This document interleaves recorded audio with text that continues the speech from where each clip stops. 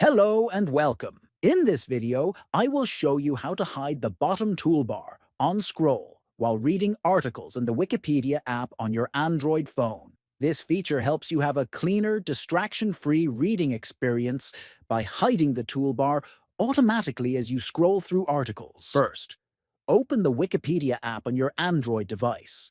Next, look at the bottom right corner of the screen and tap on the More option.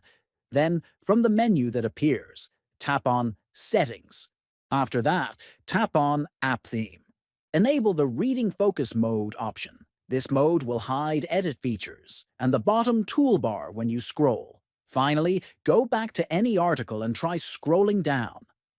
You will notice that the bottom toolbar disappears, giving you a full-screen reading view. To sum up, enabling Reading Focus Mode is a simple way to make your Wikipedia app cleaner and easier to read. Try it out and enjoy a distraction-free experience. Thanks for watching, and don't forget to subscribe for more helpful tips.